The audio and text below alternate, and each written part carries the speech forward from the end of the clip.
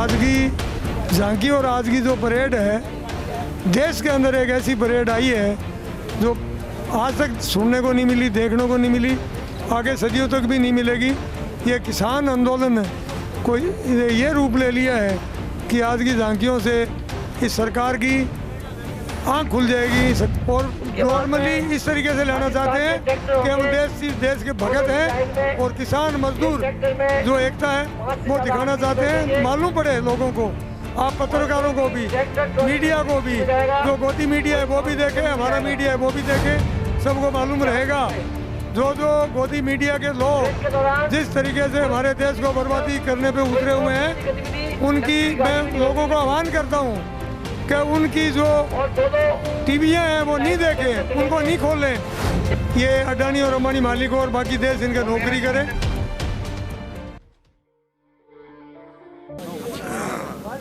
आंदोलन के 2 महीने, ये संघर्ष के 2 महीने हैं जो हुक्मरान को बता रहे हैं कि आंदोलन ऐसे भी किया जाता है। आज हमने आपको थोड़ी देर पहले झांकियां दिखाई है। ये झांकियां पूरा हिंदुस्तान आज शाहजहाँपुर बॉर्डर पर है, हर स्टेट के लोग हैं। मेरे साथ है राजाराम मील साहब। राजाराम जी, दिल्ली कूच की कितनी देर में तैयारी है? 11 बजे यहाँ से राइट निकलेंगे। 11 बजे का टाइम तय हुआ है, 11 बजे बैरिकेड खुलेंगे, हम यहाँ से जाएंगे। सबसे आगे हमारी शहीदों की झांकी है वो होगी, उसके पीछे हमारी स्टेट वाइज झांकियाँ होंगी। राजस्थान की होगी, महिला की होगी, फिर बाकी स्टेट वाइज होगी। और उसके बाद में राजस्थान के ट्रैक्टर होंगे, उसके बाद हरियाणा के ट्रैक्टर होंगे, फिर अल्फ़ामेटिक जितनी भी स्टेटें हैं उनके नंबर वाइज ट्रैक्टर होंगे। बीच बीच में हमारे वॉलंटियर होंगे, बीच बीच में हमारी माइक वाली गाड़ी होगी। हमारी 4 गाड़ियाँ सबसे आगे होगी, जो लीडर यहाँ से जो लीड कर रहे हैं उनकी 4 गाड़ी आगे होगी। जो कोई भी समस्या, किसी बात की दिक्कत हो तो वो आगे चलेंगे। ट्रैक्टरों की जितनी स्पीड है उतनी स्पीड से चलेंगे।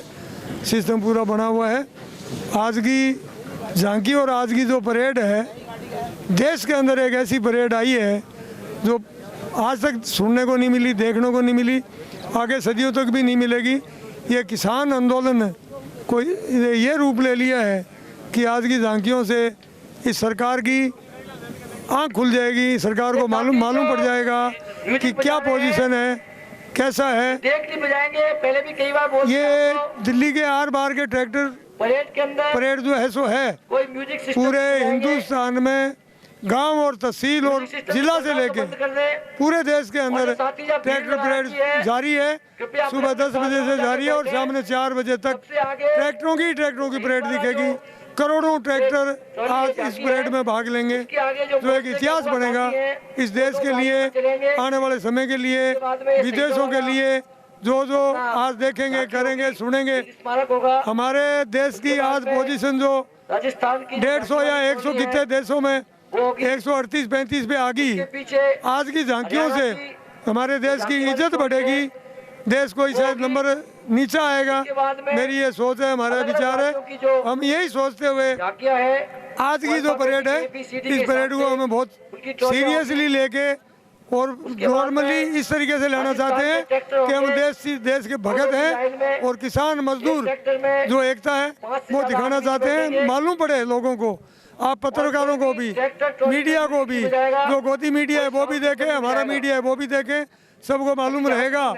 जो गोदी मीडिया के लोग जिस तरीके से हमारे देश को बर्बादी करने पे उतरे हुए हैं, उनकी मैं लोगों को आह्वान करता हूँ कि उनकी जो टीवियाँ हैं वो नहीं देखें, उनको नहीं खोलें। जो नेगेटिव रिपोर्ट वो करते हैं उनकी सुने ही नहीं, देखे ही नहीं। मैं ये भी कहना चाहता हूँ, आज की झांकी के बाद शाम तक एक खबर आने वाली है कि ये खट्टर साहब भी शायद रवानगी हो जाए, कोई बड़ी बात नहीं है। नंबर 2 पे बिहार है, वो भी जाएगी। बिहार ने किसान और मजदूर को बर्बाद कर दिया, MSP खत्म कर दी उन्होंने 6 में।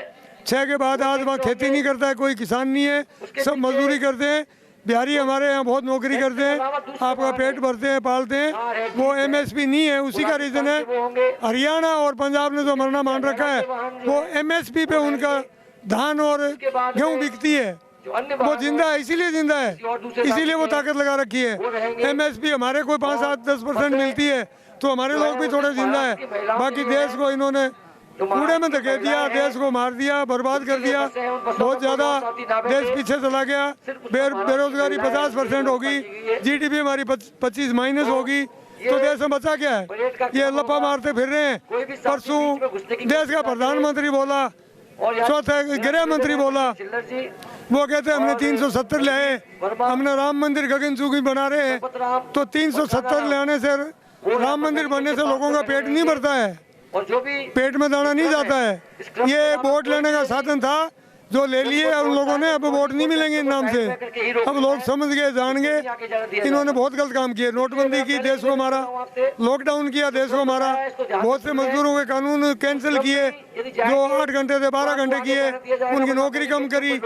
ये सारी बातें करते करते, ये दादागिरी करते करते आगे फंस के किसान बिल में, जो किसान ऑर्डिनेंस से बिल लेके आए, जिनका कानून बनाया, ये अब की बार गल के गैर, ये हटने वाला नहीं है। ये आज कोई आखिरी दिन नहीं है, कोई खाना पीना खाना है, ये जारी रहेगा, मोर्चा और बढ़ेगा, जारी रहेगा।